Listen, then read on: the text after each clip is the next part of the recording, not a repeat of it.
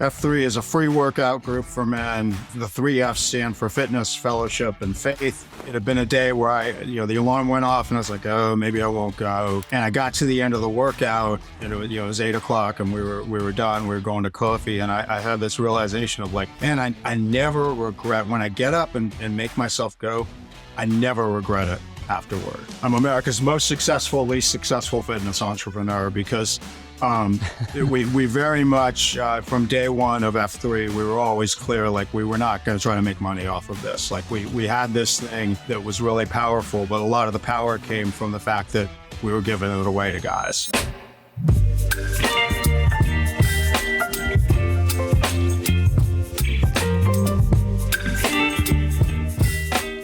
Hey guys, welcome back to another episode of Mic'd Up. I'm your host, Mike DiCioccio, and I'm here with my co-host, Dave Ragosa. Dave, how you doing, brother? I'm fantastic, Mikey. How are you? I'm doing well. Hey, it's actually been a couple weeks now, almost about a month since you and I did a recording together. So I got to ask you, I know on the 4th of July, which was right about a month away now, or a month ago, 4th of July, you have a big family wiffle ball tournament. So I got to ask you, it's usually what, the kids versus the adults. So who won? Well, my team won. Are you on the kids team though? We got to know that too. I am not on the kids team. So this year we actually changed it a little bit. We actually made it mixed kids and adults. But really? For those who don't know, I'm quietly competitive. So I ended up winning. You won. Did you hear like a home run? Were you the game winning? Did you like cross the plate, slide at home? Was it like the Tony Danza? What are we talking here? None of that fun stuff, but I was like Garrett Cole pitching. So I actually had a pretty good time at the mound. So it was good. It was a lot of fun. My kids got a little pissed off, but that's awesome. I didn't know if you did it like by mentality, so you'd be on the kids team or not, or if it was literally by age or whatever. But speaking of Garrett Cole real quick, I know we're both Yankees fans. Did you see the recently they just swept the Phillies, by the way, as we record this, 3 wins in a row. But Garrett Cole threw a baseball out for the Phillies mascot. I forget his name, and he didn't sign it. Like he wrote something back to Garrett, and like, and he made him come out of the dugout and pick it up, and it said, "I won't do it," or what he said. I forget what he said, like no dice or something. But he shot him down. I thought it was pretty funny. But I do have to give it to the Phillies. I think they have the best mascot in the game. All right. Yeah. So without further ado, we have the best team. I like the pickup with Jazz, man. He's been smooth. 4 home runs, I think, in his first 3 games. So been awesome. And just the energy that he brings is really electric. Yeah, and I was like looking at his stats, and I'm like, okay, he's not blowing me off the page with his stats. I knew him a little bit from like he was on the cover of the latest MLB game, so I saw him like getting a lot of press over the last 6 months or so, but I didn't know much about his style of play. And then watching him on the Yankees, like the Yankees are obviously talent's not an issue. It's like reaching their potential has always been the issue over the last couple of years. And something about just him coming on the team, even though he hasn't like been having an outstanding year necessarily, but he's playing well at third, and I know he plays the outfield, so I just think it was the spark we needed and at the right time. So it was like perfect timing for the Yankees, and now we're kind of getting to that second half of the year when the momentum matters more than ever. So really excited about that. But we got a special guest on the show today, someone we've been excited about. Technology happens, things happen. We had to reschedule. So now I'm even more excited to bring him on the show because we thought we were going to be doing this a couple weeks ago. So let me introduce him. Again, it's a truly inspiring guest. You guys know the drill with Mic'd Up. I don't just bring anybody on the show. They typically have a really inspiring story. He's the co-founder of F3 Nation and the co-author of Freed to Lead, F3, and the Unshackling of the Modern Day Warrior. He has sparked a movement that has galvanized over 75,000 men worldwide. 75,000 men worldwide. And he also co-founded CXN Advisory to expand his influence, guiding CEOs and leaders to use relationship building as the cornerstone for strategic alignment. Welcome to the show, Tim Whitmire. Thanks for having me on, guys. It was a little tough with all that Yankees talk at the top here, but I was going to ask you, like, Yankees are a polarizing team. A lot of people love them. A lot of people hate him. I'm wondering where you stand. Based off that comment, I'm wondering, are you a Boston guy? No, well, I grew up in the Bay Area, actually, so I'm a San Francisco Giants fan. But my mom's family is from Boston, so my allegiances were all, my American League allegiances were all in that direction and as a child. So, but I did, in a past life, I worked for the Associated Press and was in the New York City Bureau in 1996 and was actually in Yankee Stadium the night they won that first World Series when Wade Boggs got on the police You mean in horse. 96? Oh, that was hilarious. That was the first championship in the big run. And I was living in the city at the time. And I can't deny it, there was a real energy around there when the Yankees won the World Series. We, my at the time fiance, now wife, and I ran the New York City Marathon a week later. And I think Joe Torre was the grand marshal for the start of the marathon on Staten Island. So it was pretty cool. I'll say this about it. So, and you guys are going to pick on me because, because I was only 10 years old at that time. So I was born in 86. So I'm 10 years old, 96.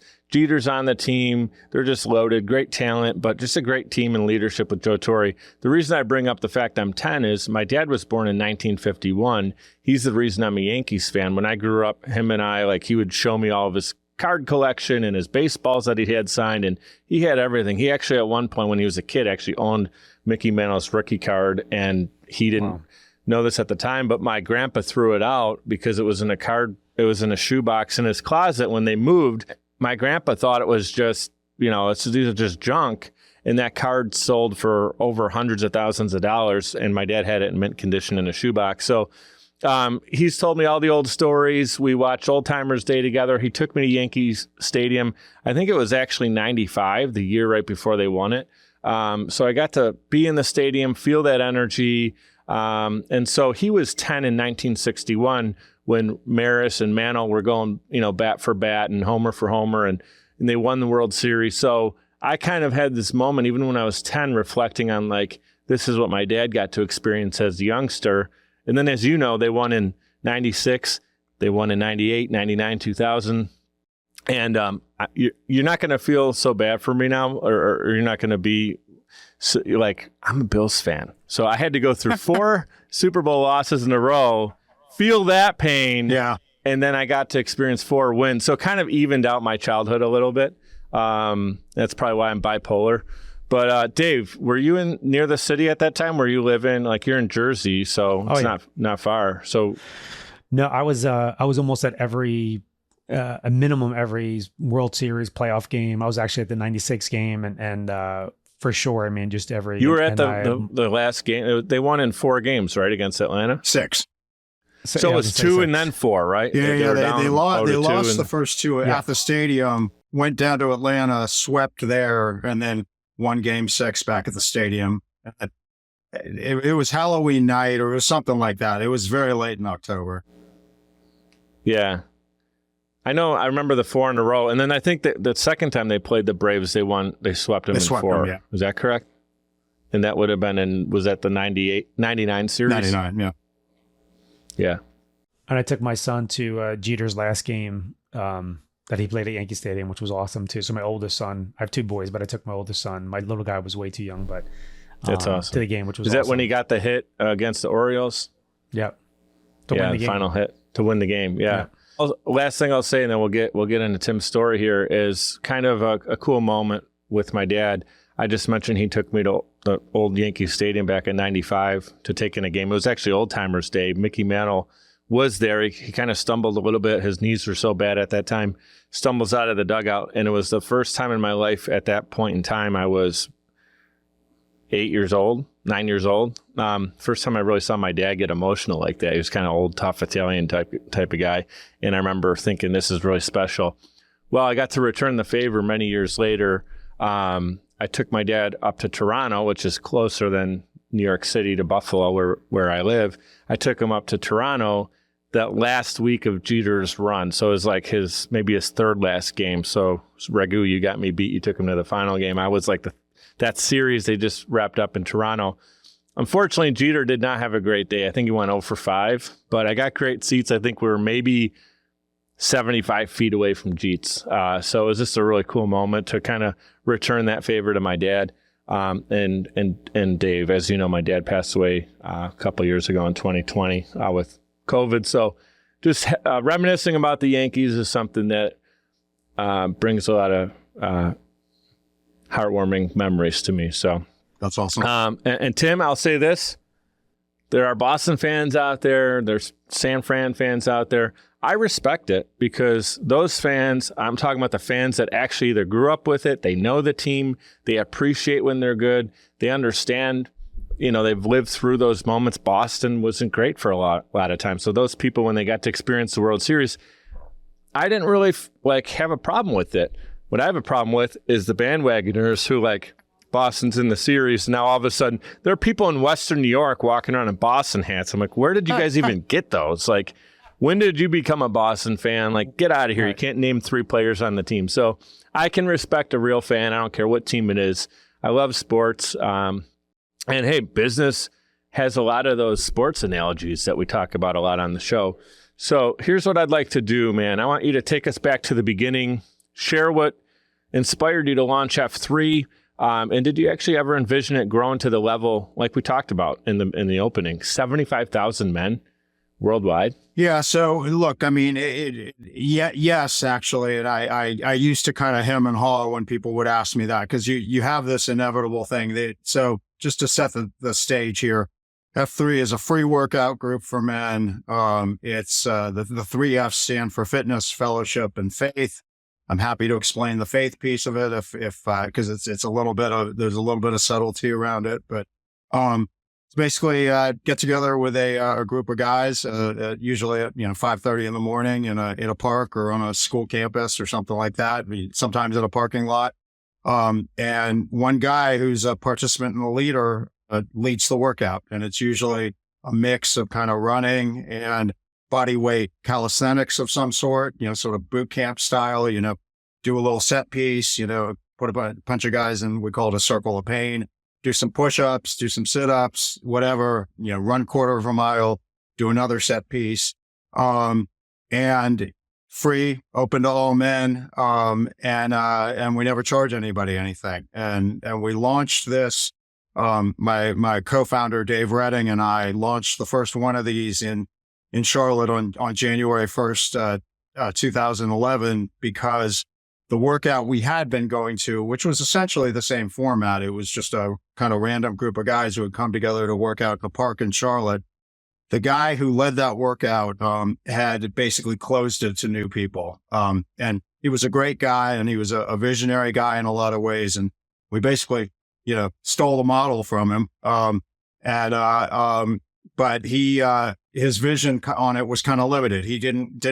When it grew to a point where there were guys that he didn't know who were coming in, that was the point at which he said, nope, you know what? We're going to close this. I don't, I want to know everybody here. And I certainly understood that impulse, but the reality was what had happened to me and Dave as being members of that workout and what it had done in our lives, both fitness wise, fellowship wise, and faith wise, was too important to just keep to that one group. We wanted to get this in front of more men, and this model for working out and really connecting with other people. And so it was very intentional.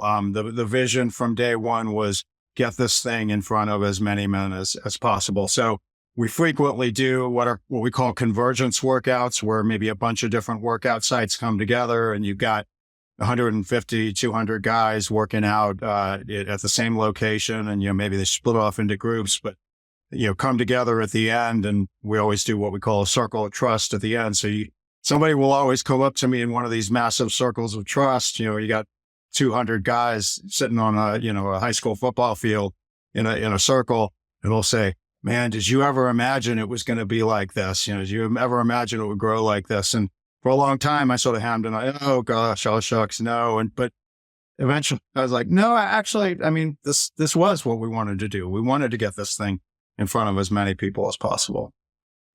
That's awesome.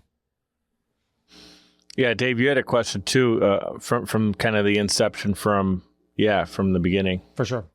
One follow up before I ask that question, Tim, is so those workouts, and just curious for my own knowledge, who designs those workouts on a daily basis? Is it the team leader of that day? Yeah, it's whoever, and there's an F3 term for everything. So Dave was an Army veteran, had been a Ranger, and so there's they have something they call Q school, or the Q course in Ranger training, and so the leader of anything in F3 is always called the Q of that day. So if you're the Q, you're in charge and you get to do what you want. And I used to have a sort of mnemonic about this where I tried to get guys to understand this is like, the letter that follows Q in the English alphabet is U. So whatever the Q does, it's your job to do that. And you may not like it and you may not like the way he's leading, but you follow the Q. And that's sort of the responsibility and the obligation. And one of really kind of the neat things about F3, and we got it from that original workout that happened at Freedom Park in Charlotte back from, and still exists to this day. But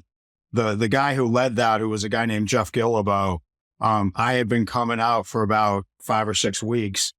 And this was a Saturday morning, 7 a.m. meet in the park. And I'd been coming out for a little while, and Jeff turned to me one day and he said, "Hey, why don't you lead next Saturday?" And I was like, "Okay, sure." And I was a runner. I ran a lot of marathons in those days and continued to. And those guys, they were generally more kind of weightlifting or kind of in the gym workout guys, and they didn't like running. And I sort of knew that. So when I stepped up the next week, I took them out of the park and down a greenway nearby to an appropriately named street called Hillside.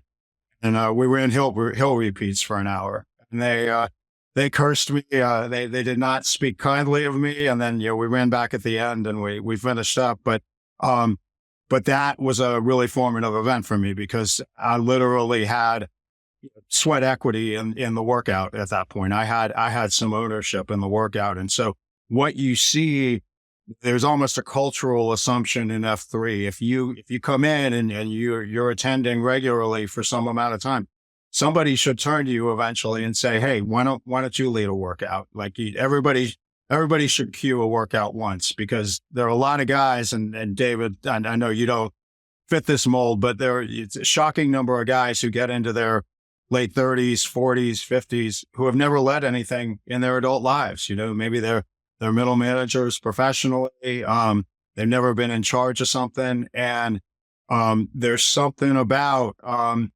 standing there at 5:30 in the morning and it's time to go.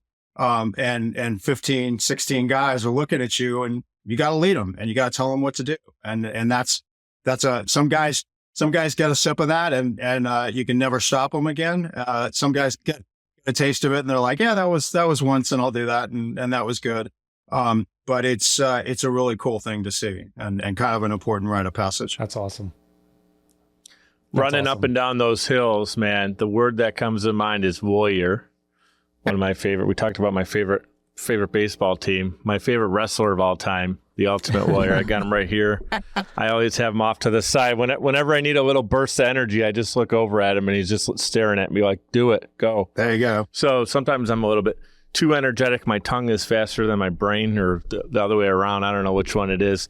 But the warrior, right? That warrior mentality ties right into your book, which is titled Unshackling the Modern Day Warrior. So I'd like you to share a little bit about the inspiration for writing the book. What do you mean by that, Unshackling the Modern Day Warrior? Yeah, so that was the term was Dave's contribution, because he's more of a 70s rock guy. I was born in 1970, so I'm more of an 80s guy, but he loved that Rush song, Today's Tom Sawyer, Mean Stride. And you can pick it up on the 70s or 80s station on Sirius XM. But he loved that idea, and one chapter of the book is about kind of the Tom Sawyer story, and about Tom Sawyer out there painting the white picket fence in the hot sun, and how he kind of tricks the other kids to get them to help him to do something really hard. And there is something of that in F3. We talk about we had another term is kind of CSALP, which is an acronym that stands for completely stupid and utterly pointless. And once you've got a group of guys together, they are, and they're fired up and they want to do hard things.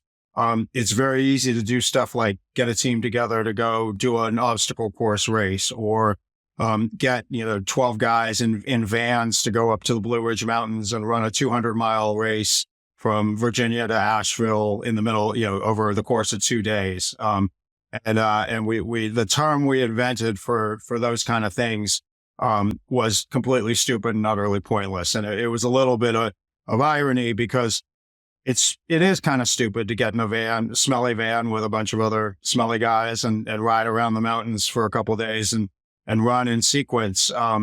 But there actually is a point to it, and it's the bonding that comes through that, and it's being with other guys and doing a hard thing together. And so it's really that modern day warrior mentality of, we're going to embrace hard things. We're going to get up at 4:45 in the morning to post to a 5:30 workout. We're not going to cancel the workout if it's raining outside. We're gonna go ahead and do it in the rain.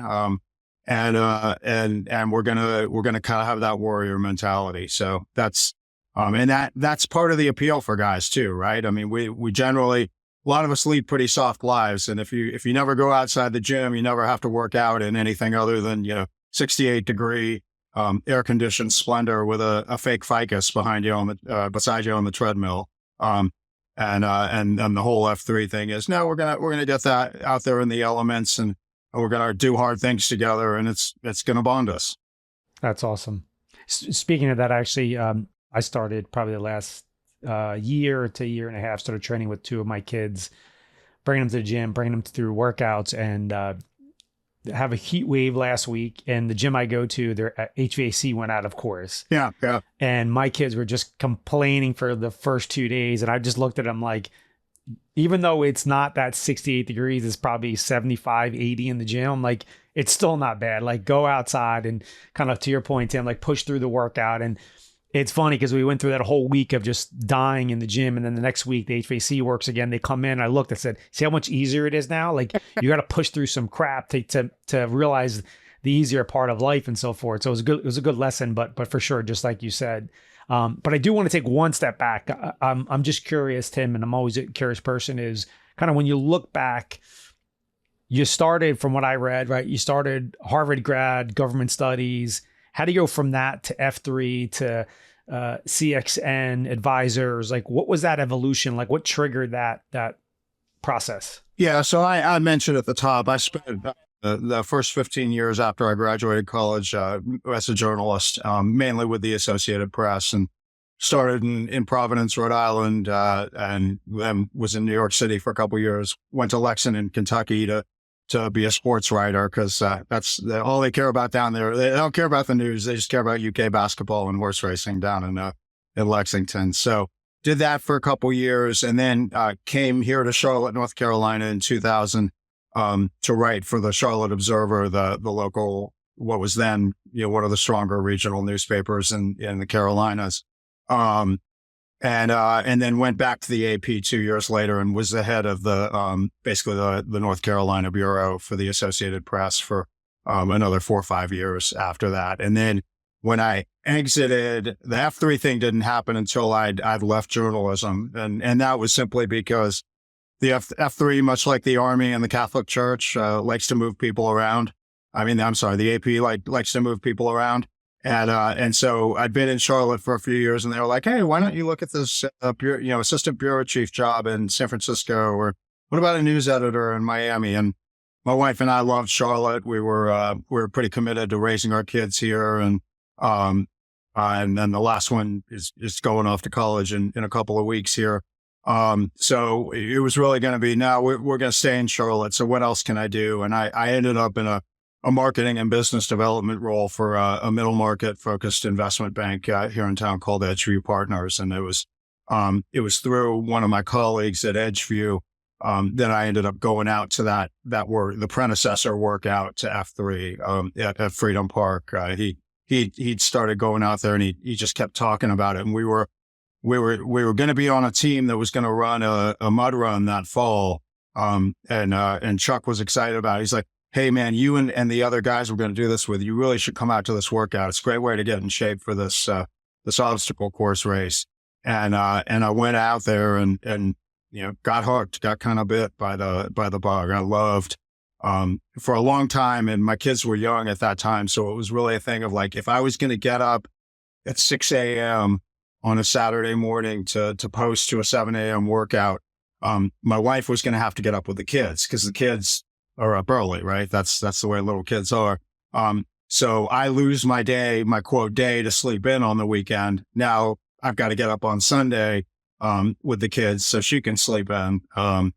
And so that felt like a sacrifice for a while. But I got to a point about 2 months in, and it had been a day where the alarm went off and I was like, oh, maybe I won't go. And I got to the end of the workout and it was 8 o'clock and we were done. We were going to coffee. And I had this realization of like, man, I never regret when I get up and make myself go, I never regret it afterward. Right. You never sit there and go, oh man, I could have had that extra hour in bed. Like you feel so good about it. And that just something clicked. And I was like, all right, well then I'm just going to go. I'm going to go every Saturday. It's just not going to be a choice. And, so that was kind of that was a significant moment for me. So I was active participant in that group. And then, by the time we founded F3, I had been part of a group that had rolled out and done another, investment bank.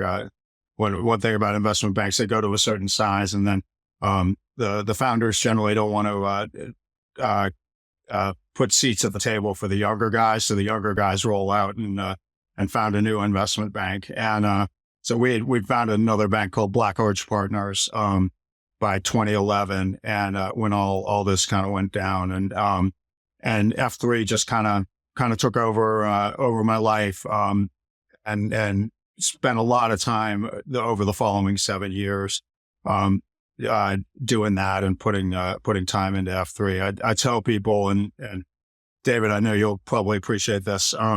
I'm America's most successful, least successful fitness entrepreneur because, we very much, from day one of F3, we were always clear, like we were not going to try to make money off of this. Like we had this thing, that was really powerful, but a lot of the power came from the fact that we were giving it away to guys. And I know you're kind of a franchise guy, I gather from listening to the show. And there was certainly, you could sort of see your way through to that, right? People were doing P90X by then, and you had kind of the Orange Theory CrossFit was certainly out there, and Orange Theory would come along a few years later, and so there was a world of that. D1, I think D1's by you. Yeah. So we didn't, it was very much, no, this has got to remain free and it's got to be open to all men and available, because that was really a lot of the power of it. And so we put a structure around it where, well, that's one of the 5 core principles of F3. It's free and it's open to all men, and we're never gonna take your email address. We're never gonna force you to sign a membership form. We don't even necessarily need to know your name. We'll give you a nickname of your own anyway. So that's how people will know you anyway. So you run into guys on the street and you're like, I don't remember your real name, but I do remember your F3 nickname. So, Yeah, in that awesome. sense, in that sense, we never monetized it per se, but at the same time, the returns that it's had for me individually in my life and in my business career as well have been, kind of incalculable. This time of year, it's training camp in the football season right now, and there is magic in the guys getting together and all being cooped up. Like the Bills, they actually go to Rochester, which is where the founder of Orange Theory is actually from, the Rochester area. And they're all hanging out. And Josh Allen was just interviewed this week talking about training camp, and he said it's really one of his favorite times of the year because all the guys are just hanging out. He's getting to know the rookies. The veterans get to their moment to shine and step up and like bring everyone together.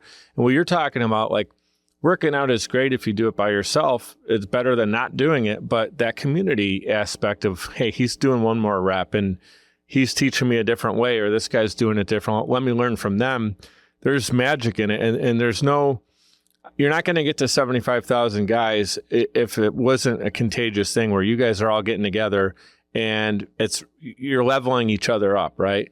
And you also talked about like on Sundays you got up because your kids were there. That's a community element within your own home of now I got to do this because I have someone inspiring me to get up instead of that 1 hour in bed, which let's be real, the 1 hour in bed is only good for the 1 hour you're in bed. The other 23 hours of the day doesn't really benefit anybody. So, and so I just think I wanted to hit on that, like the fact of this is a big community builder.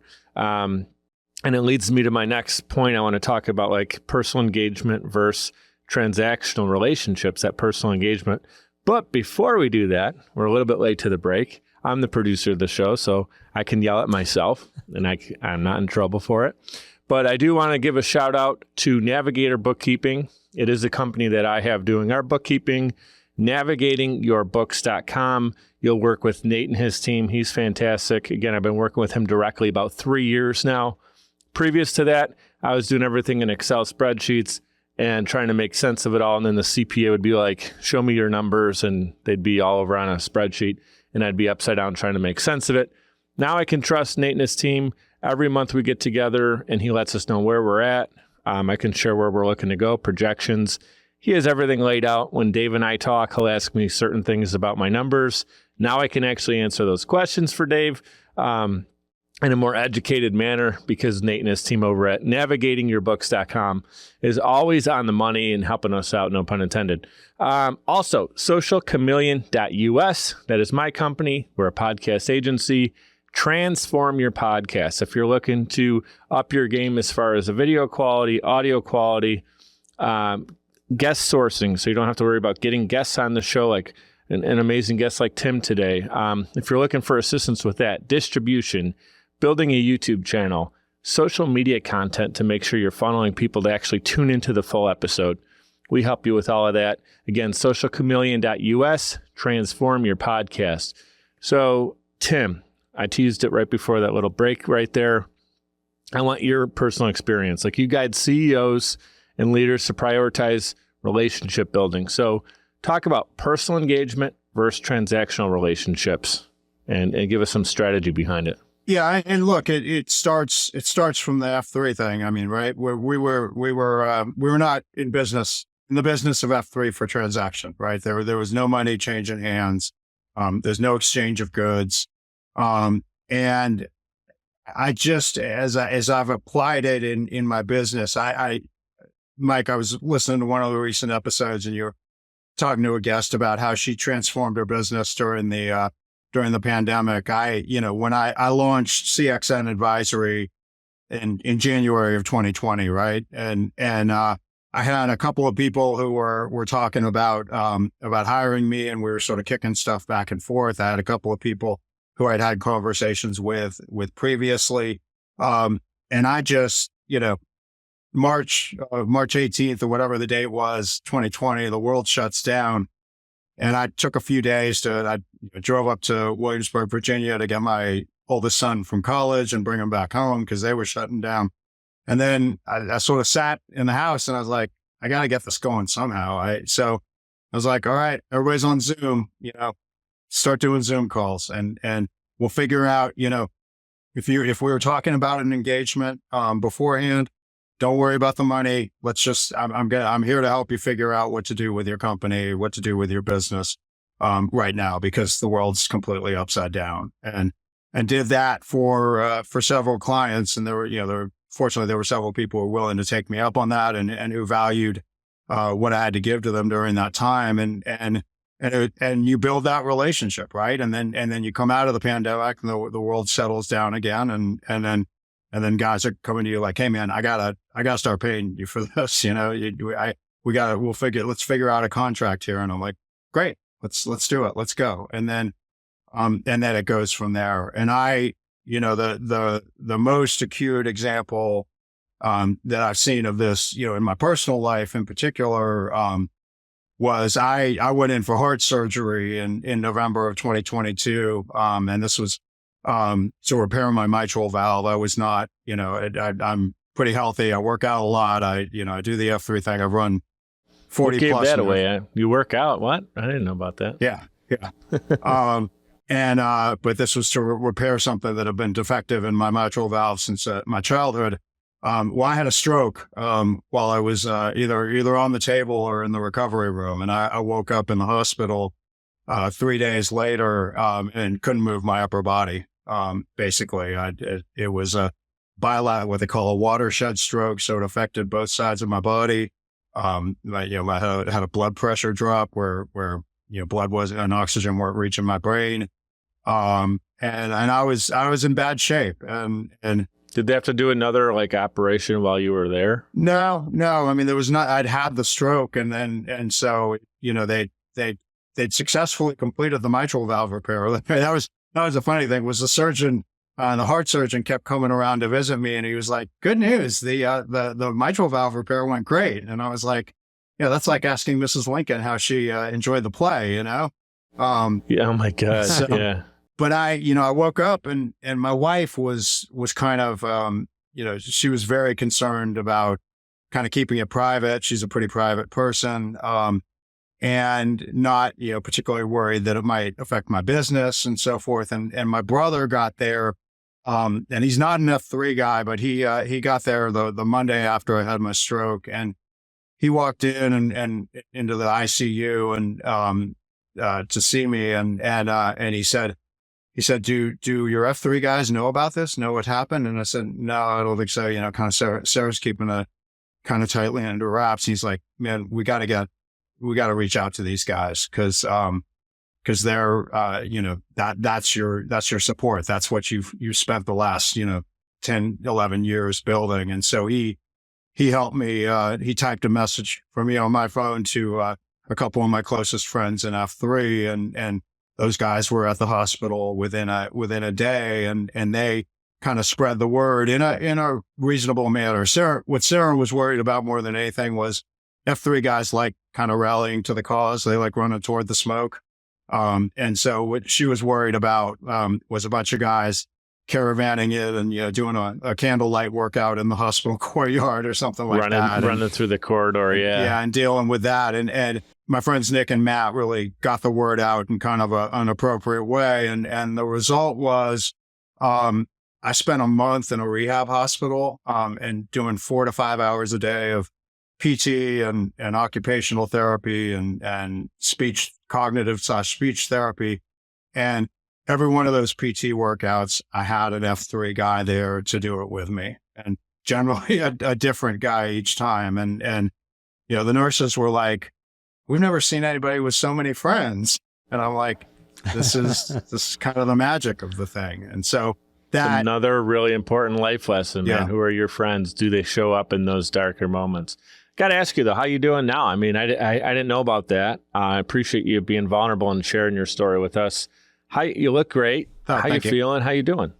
I'm good. I mean, this hand is mostly back, and I've got, kind of 90% fine motor function in this hand.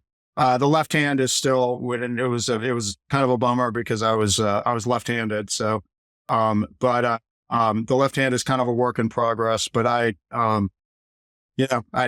continue to do kind of daily, weekly physical therapy. I've got a dynamic neuromuscular stabilization person that I work with, who we kind of progress the exercises. And I've seen significant progress, certainly from where I was in November of 2022, but even really kind of incremental progress, on a daily basis. And it's a grind, and things aren't always particularly easy. Doing things mostly one-handed in the world, but I also, I tell people I have literally no complaints because I could be dead, and that's sort of the alternative.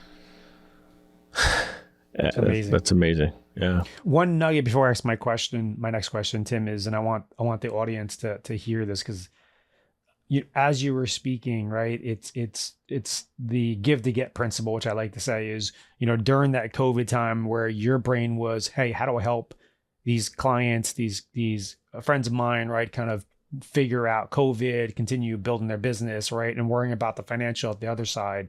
I think it's really important, right, especially as you're a business owner, entrepreneur, even if you're working for somebody, it doesn't matter. I truly believe that, we're in the relationship business. Relationship capital to me is the most important thing. And you only get that by putting the work in, right? So for you to say that, that's really powerful, right? It's like, hey, let me just figure it out. And then they're the ones coming back to you saying, hey, let's figure this out. I owe you X, Y, and Z. And I think that's a powerful position to be in if you're in your shoes, right? Because they're asking you, hey, how much do I owe you? So that's an awesome learning lesson. For sure. It's not always, name your number, but but it is that. For sure, but still. It's the relationship. The relationship has to precede it. I mean, I think and I coach people on this all the time of like, you've got to, and it's sort of sales 101, right? But like, you got to have a relationship with the person and you have to have a solution for the person that's in place before you ever have the conversation about, oh, would you buy this? And so that ability, and we're not always in that position, right? I had the flexibility to do that at that time. And that was it continues to amaze me, the number of kind of transformational business stories that came out of the pandemic, because, there were a lot of really tragic things that happened, during the pandemic, and a lot of really sad things, but there were also a lot of people who were, really kind of thrown back on themselves and really had to sort of rethink everything. And I think that's always a pretty good thing to happen, in some way or another. It's tragic when it involves sickness and death, but at the same time, rethinking your assumptions, rethinking, oh, I can't get up and get on the highway and, go drive to the office tower in downtown Charlotte today. So what am I going to do? How am I going to create value in life? And that, that's been the power. That's been a kind of the powerful thing with F3 too, is that one of the things you find is when you get guys fit and when you get them in social situations where they have a strong friend group and a strong network, and this is sort of that faith piece of it. And the only word Dave and I could think of to describe what happened was, guys really had a sense of purpose about themselves and really wanted to do things to change the world beyond just providing for themselves and their immediate family. And faith was the only F word we could think of to describe that impulse that we saw happening in guys once they had those first two Fs locked down. So, yeah. And Tim, as you're going through that, the importance of progress over perfection was something, obviously, as you're getting yourself back, right? You had to make a little bit of progress every day. Yeah. And after a month, you look and you saw your progress in 6 months, and we see where you are today, which is remarkable. And something I know you preach is called the 91% solution. And a big part of that is not falling into the trap of relentless perfection. Talk about the power of making a little bit of progress every day over trying to be perfect.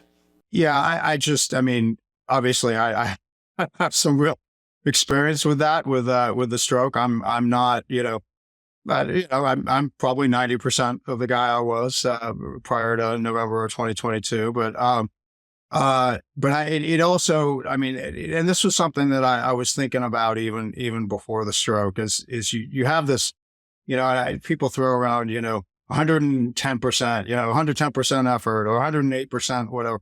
And I trained for a lot of athletic events in my life, mostly kind of distance running. And you can put out 100% effort. The guys on the Olympics right now, guys who are going to be in track and field next week. That's why they say that I think the 800 is the hardest event in all of track and field, because you have to run it like a sprint, but it's actually a distance event. It's 2 laps around a track, and go out there and sprint as hard as you can and try to sprint as hard as you can for 2 laps around a track. And you can't do it. You can't give that 100% effort. The lactic acid builds up, your body breaks down. You don't have the aerobic capacity. And so I see all this stuff about, 100%, 110%, this and that. And it just drives me a little crazy, because the reality is if you put in a 90% effort or 90% effort with 90% consistency on a regular basis, you're going to be in a position to raise your game when you need it. And that to me is much more powerful than going out and driving yourself or your colleagues or the people who work for you crazy with demands for 100 or 110%. 110% is just a made up number, right? That's ridiculous. But it's Tim, that, it's like you're talking about the Olympics. I'm just going to jump in here. I don't mean to interrupt you, but a lot of this stuff is timing, right? So like, I know like ice skating races, right? The guys most people, they start off in the pack, and there was I guess a Chinese skater. I don't know if it was this year. I saw this on recently on X, where they came out of the gate and they ended up winning because they kind of did an unorthodox start or whatever. But most of the time, those guys or gals, they all start together, and you're watching it and you're like, why isn't everybody like giving it their full effort? Because so many laps around, if you went 110% or what 110%, right, as you're joking about it, like out of the gate, you're not going to have your best moment right towards the end of it, right? Yeah. It's the same in any sport. Like, you have to try to time those moments. The Michael Jordans of the world, like they stepped up and gave it their 100% because they had that little recharge throughout the game, and they knew this is the moment I need to put it all together.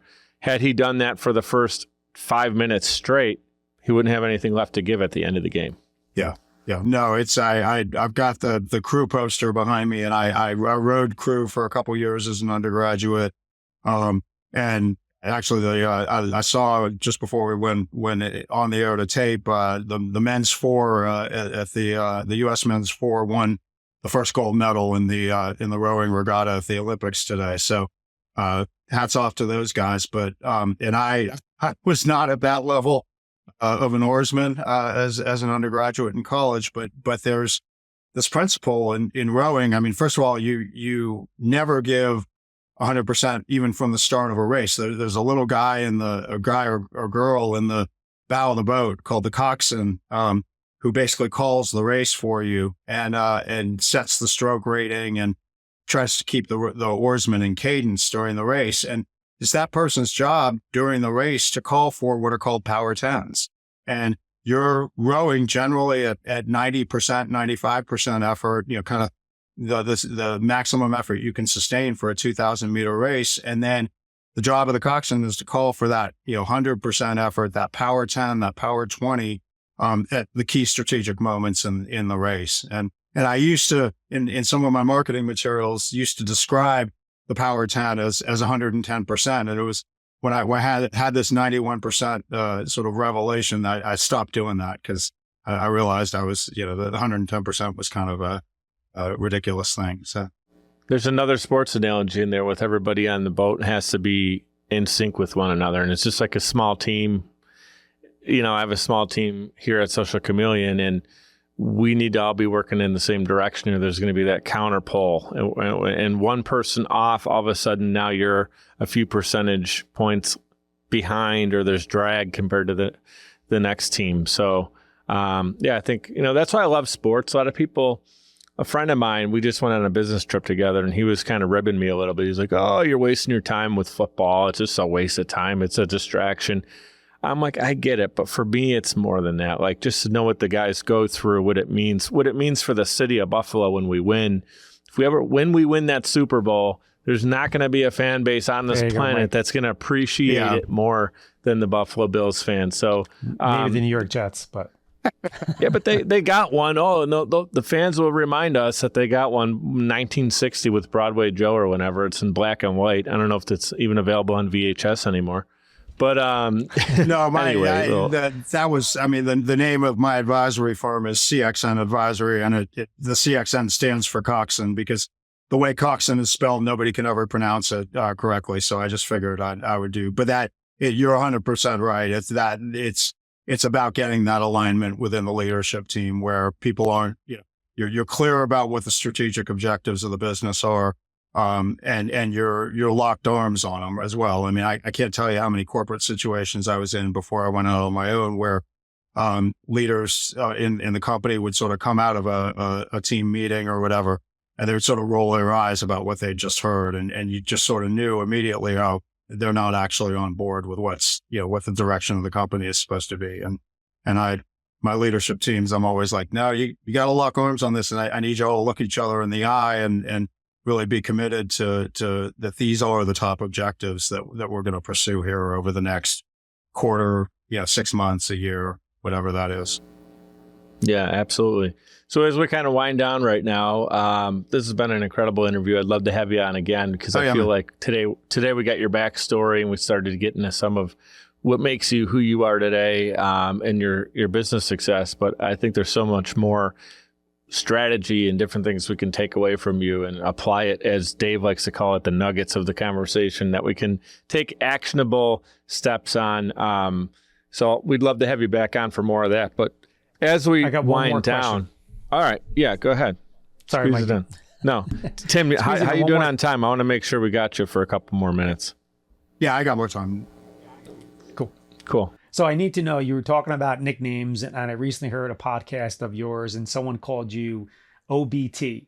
Yeah. So just curious, what does that stand for? And I know you're talking about F3 nickname. So what is that? Yeah. Okay. So, well, my first thing is, so Dave, you're in New Jersey, is that right? Correct. Yep. How far from Princeton are you? Next town over. Oh, okay. All right. I'm gonna put you in touch with a guy named Curtis Hoberman, who's I think his F3 nickname is Dos Equis. He's kind of what we call the Nantian in Princeton. He founded F3 there. He's absolutely one of my favorite people. So if you promise me you will post for a workout with the F3 guys in Princeton, I usually make people buy me a beer before I explain to them what OBT stands for. But I'm going to extract a promise from you that you'll post for a workout. All right. Okay. I'll hold them to it. Okay. And Mike, I'm not sure if we're in Buffalo yet, but if we are, I want you. But basically, so when I first went out to that predecessor workout at Freedom Park, and it was summer of 2008, and I was driving a car and I had an Obama sticker on my car. And this was, a bunch of white guys, in the group at that time. And they all thought it was just freaking hilarious that a white guy was going to vote for Obama. So they started calling me Obama Tim. And so that's where the OBT comes from and it was just one of those things, like, people talk about creating permission structures for people or something like that, in elections and voting and so forth. And I, after the election, after Obama won, and he's the only Democrat who's won in North Carolina in God knows how many years, before then and since then. And, I had a number of guys who came up to me after the election who were like, yeah, I know we give you a hard time about that or whatever, but actually I voted for him. Yeah, I know you freaking did. The guy won. He won this state. Yeah. So there had to be some guys like you who were voting for him. So, and then when he was getting ready to leave office in 2016, my kids were all very hyped up about, when there's a new president, are you going to be Trump Tim, or are you going to be Hillary Tim or something? I was like, nah, I'll stick with OBT. Thanks. Yeah. That's awesome. Your journey emphasizes continuous improvement. And so there's a lot of people who are tuning in right now and they want to continue their own improvement. That's why we do this show. I love doing this to inspire people. And so I want everyone to know where they can tune in to get your continuous improvement, things you're working on, whether it's your website, your social media. How can people get in touch with you?